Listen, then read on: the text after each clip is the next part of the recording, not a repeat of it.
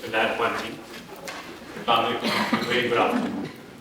And thank you, Institute of Space Technology, the management, Chancellor, the students, for giving me an opportunity to speak about a very important topic, which all of us, we should comprehend what it means to carpet music. It means seize the moment or seize the day.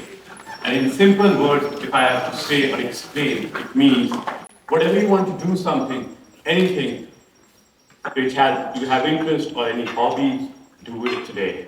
Don't wait for the best time or till next time. Time is now. Uh, I would like to take you towards my journey. It might be not fascinating for most of them.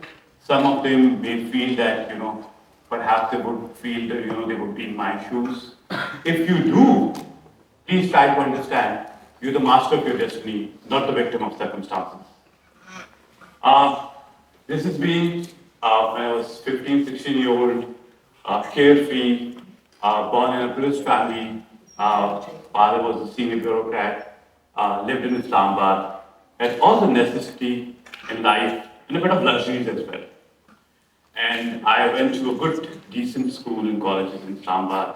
I was academically not very strong, but I was above average in extracurricular activities, and I would always try to focus more on these things. And I got a legal license to live with that once in a family gathering, and my father said that I want you to be more well-informed rather than well-educated. That's where I seized the moment. And I started taking exception of it. And I said, no, I would like to be well-informed rather than well-educated. And however the credit goes to, I became an ardent reader. And I started reading books, newspapers, current affairs. I built interest in politics, current affairs, sports.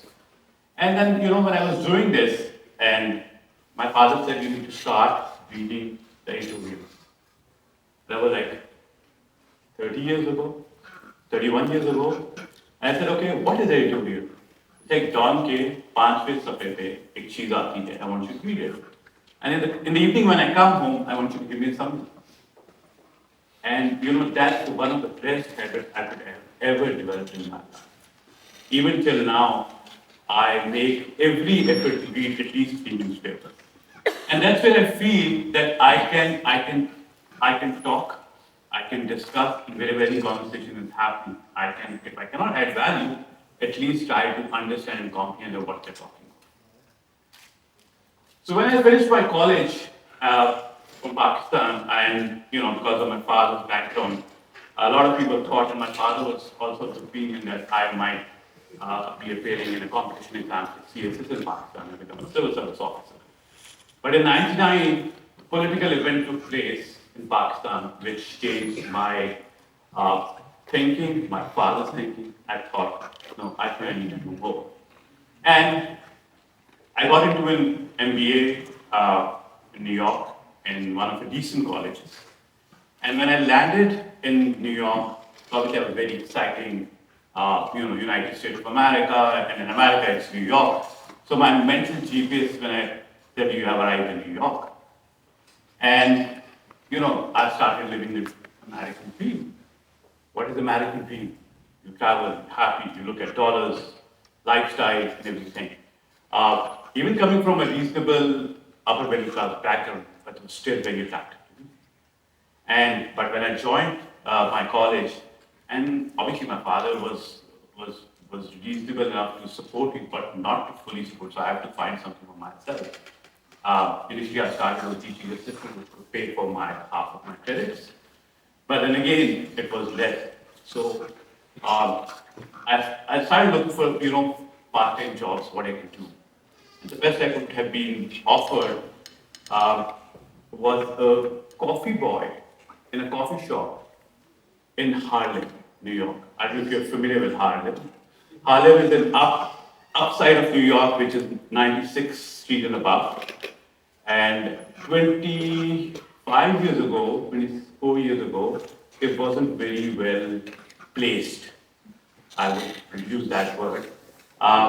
It was more of a Hispanic neighborhood, not very well developed, but if you just walk 20 meters, New York would be totally different.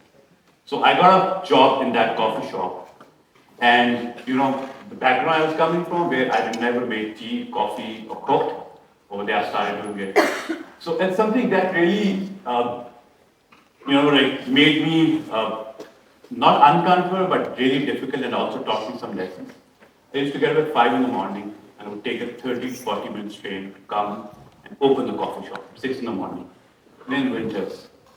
And then when I was to open the shutter, obviously I have to take off my jacket and my scarf because it was not a very electric or convenient shutter. So that few seconds and that chill would kill me. And I would feel, how comfortable my life was in Pakistan. And I don't have to worry about anything, just maybe a bit of an assignment, a bit of a, what time are you coming home, a small bit of likeness and dislikeness, which is nothing. But I was determined, I wanted to do something in life, I continued.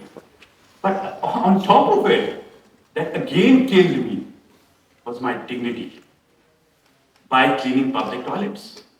Like, oh my God. And in that neighborhood, people were not very sophisticated. Then, on top of it, that really hurt my ego.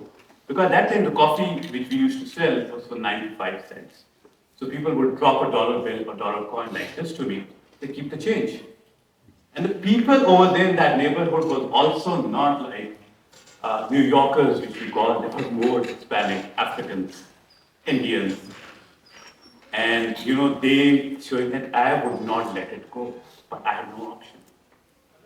And then after a few weeks, one of my colleagues, who was also Hispanic, he said, why are you worried about it? That's why you get late paid, because you're depending on the tips. And this is part of the job, this is part of the compensation. And that day I realized I had to let it go. So you have to let your ego go to move on. Because for a few weeks, I thought, what is happening with me? My self-esteem is being brutally killed, and I don't want that. And I could not focus on things which I have come for positiveness, for productivity. And finally, he explained to me, I let it go, and life looks much better. And I was started focusing more on positive things. I started, focusing on my research, on my college, even on my job. And I did reasonably well. And after finishing my college, I was one of the few lucky students, got an opportunity to work with Citibank New York. And I always wanted to be a banker and work in a financial institution like Citibank. Even they're much better banks, investment banks in New York at that time. But because coming from Pakistan and Citibank, looking at more, studying more about it, I joined Citibank. And then after in fact, a couple of years after working for them, my father was going to his official visit to South America, and he thought he should spend some time with his son in New York over the weekend. So I picked him up from the airport in my new car, which was not my dream car, but a dream car when I was in Pakistan. And I took him to my apartment and got him a nice food. We got food delivered in the morning. I made him breakfast and took him to Fifth Avenue in New York, a swanky place where I said, Abdul, let's buy the suit. I want to buy this for you. I want to buy this for you. And he was very happy, excited, and everything. And on next Sunday evening, I drove him to New Jersey. From the airport where he has to take a flight to South America. And I felt that he's saying, I think you're being happy, you like New York, and you seem like you don't want to come back. And it's like, I said, look at car I'm driving, look at the apartment I'm in, look at my job. I think it's great. But are you happy? I said, yeah, I'm very happy. And maybe I thought at that time I was very happy. And my father then, went to South America and went back to Pakistan. And I was being the eldest, and my sisters were married, and my younger brother was going to college. So, and he tells my mom, and he was proudly saying that, our son is settled very well and everything. But it looks like he's not going to come back. And my mother's like, what? What do you mean? Like, because he's telling me he's happy, and then 2 years has passed, now he's to apply for his green card and the passport, that's going to take 10 years. And after 10 years, do you think he's going to come back? And maybe he's going to get, and he just said it in the joke that he might marry an American wife, Jewish or whatever you want to call it. She like, obviously from a very traditional background, it's like, it's not going to happen, I cannot let him go like this, And one day she just called me, she said, what's your plan? And they said, fine, happy, what's everything with you? Everything is good, yeah. Why don't you come back? I said, okay. Why do you want me to come back? Said, it's good that you spend time with us. We are in that age that we need you. I said, okay. And I thought, but I was driving back home, and that hit me. Maybe I need to go back. And the reason why she wanted me to come back, because I don't stay in America and marry an American wife. That's the main reason, to be honest. But I decided to come back, and but I was coming back with a lot of confidence. Like, that I did my MBA, I worked in Citibank, and I funded my education to some extent. I funded my this thing, that thing. I'm very confident, maybe a bit of arrogant also.